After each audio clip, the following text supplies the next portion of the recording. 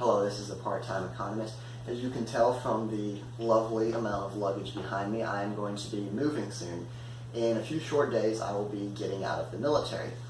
And I wanted to make one quick video because if you're currently in the military or if you're considering joining, you're going to find that there's a ton of resources telling you everything about how to enlist, how to graduate boot camp, how to pick your job in the military, but there's not as much information on how to successfully separate from the military. So let me just give you a quick video kind of highlighting the certain milestones that you need to hit and some pointers that I would give to anyone transitioning out of the military. Now, the first thing you need to know about transitioning out of the military is you don't just wake up one day and leave. There's a whole series of steps that you have to do to leave the military. The first step that you're going to be eligible for begins when you are 18 months before your ETS date, which is your expiration of term of service. Most people just call it an ETS date, but 18 months before this, you can complete an online pre-separation counseling. This is part of the Soldier for Life Transition Assistance Program. It's basically a series of classes, workshops, and briefings that prepare you to separate from the military. They're going to teach you how separating is going to affect your finances, your health care, everything like that. So 18 months out, you do your pre-separation counseling online. This is just a 2-hour-long presentation that you watch. They talk to you about printing out your military training record, your continuing health benefits. Basically, you just have to complete this. If there's something that specifically interests you, then make a note of it and ask your counselor when you go to your follow-up, your initial counseling. So after you sit through this slideshow, it's going to take about 2 hours. You will receive an email from your transition counselor, and you will be required to set up an initial counseling session. Now, this is a face-to-face counseling session with your counselor, and they're going to enroll you in your 5-day workshop, which is mandatory. You can't get out of it. But if you took any notes from the online pre-separation briefing, if there's an additional course that you wanted to take, this is the time to bring it up because they can show you what steps you need to do to enroll in this course. So let's review. You have the online pre-separation counseling, then you go to your initial counseling to schedule the 5-day workshop. Now, for me, it took about a month between my initial counseling and scheduling the 5-day workshop, so plan accordingly if you don't have a lot of time left in your transition. The 5-day workshop is mandatory, and I would do it as soon as possible because not only is it mandatory to leave the Army, but it's also mandatory to be eligible for other Army programs that you'll want to use. And the 5-day workshop's very simple. It's the first day's introductions, and you go through a little workbook about planning a 12-month budget, and then the second, third, and fourth day are the Department of Labor Employment Workshop. So they'll show you how to research and apply for jobs, what credentials certain jobs need. You'll need to write a resume, a cover letter, and gather some references. And then the fourth day, you do a mock job interview, and that's the capstone of the Department of Labor workshop. The 5th day of your 5-day workshop, you're going to have a representative from the VA come in and talk to you about your GI Bill, the VA disability process, and a few other things, but the GI Bill and the disability claim are the two big ones. Now, after you complete your 5-day workshop, you have to schedule a follow-up with your transition counselor, and they're going to ask you to bring in some of the products that you were supposed to work on during the 5-day workshop. They're going to check to make sure you have your resume, your cover letter, your references. They're going to also want you to submit 2 job applications. Now, these don't have to be real job applications. You can just print off an application and fill it out. You don't actually have to send it in. They're just trying to make sure that you know how to go through the process. So you do all that, and then they email your commander an e-form that he has to sign. Once this e-form is signed, then you can be eligible for certain other programs that the Army has. So again, 18 to 12 months you complete your pre-separation counseling, and you should do your 5-day workshop. I would recommend doing that as soon as you can. So if you can do that a year before you ETS, even better. Now, once you start getting to 10 to 6 months prior to your ETS, you should have your completed e-form. Everything for SFL-TAP should be completed. And then as you get 6 months prior to ETS, you can begin your DA-31 for terminal leave. Now there's a specific reason that this is important for you to do your terminal leave. Well, it's actually called transition leave now. It's important that you do this as soon as possible, and I'll get to it in just a minute.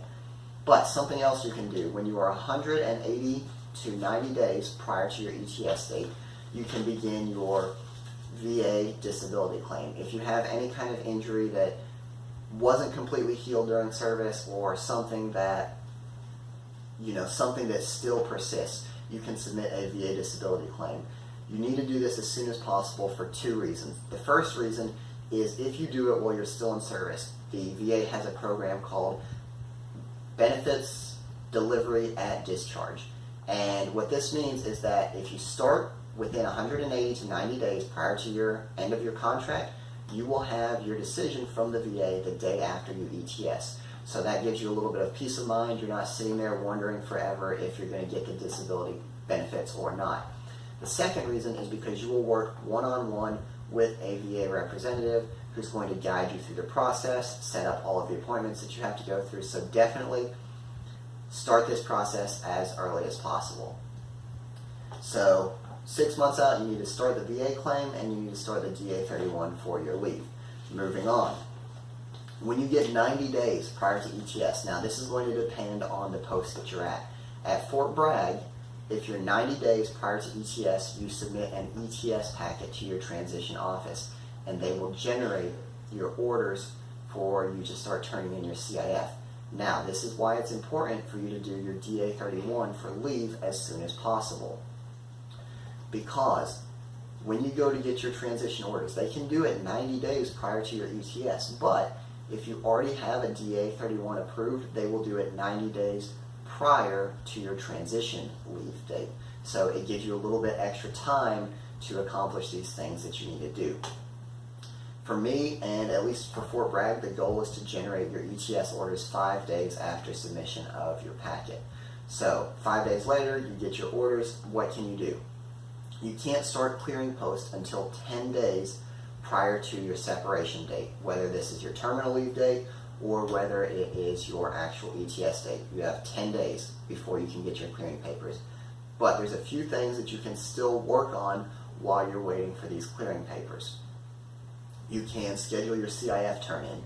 Again, I would recommend doing your CIF turn-in as soon as possible. Number one, stuff always gets kicked back by CIF. The civilians will tell you it's dirty, you'll be missing something, and you can't clear CIF. CIF is a requirement to out-process your supply at your company level, and then also to out-process your S4 at your battalion level.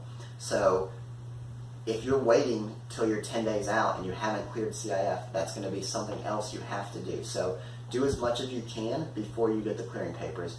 At Fort Bragg, you can out-process CIF with just your ETS orders, and you can attend the transportation briefing with just your ETS orders. Now, once you are 10 days prior to separation, they're going to give you your actual clearing papers. This is going to be like a checklist of all the different stations you have to go to. So you're going to have to go to your battalion S4, you're going to have to go to the Army Emergency Relief, you're going to have to go to the Soldier for Life Transition Assistance Program, you're going to have to go to that office. And they're just making sure that, one, you've completed all the requirements that you need to complete, but number two, you don't owe anything, right? So they want to make sure you don't have money that you owe Army Emergency Relief. And each station you go to, you just do a little bit of paperwork. They give you a stamp on your record. Once you have all of your stamps, once you've cleared everything, you're just waiting for your final day. Now, your final day depends on whether you're a retiree or whether you're ETSing.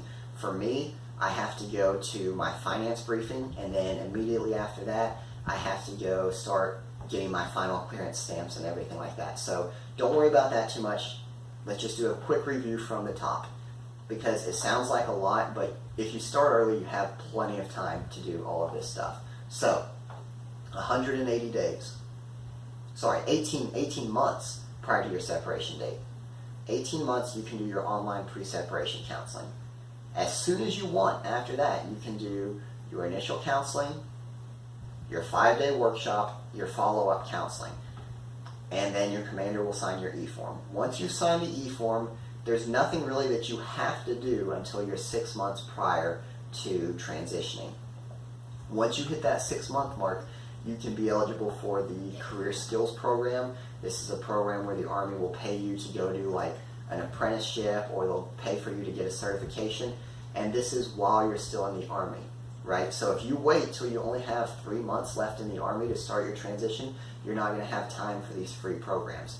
So anyway, 6 months out, you can do the Career Skills Program, you can start your VA disability claim, and you should be submitting your DA-31 about 6 months out.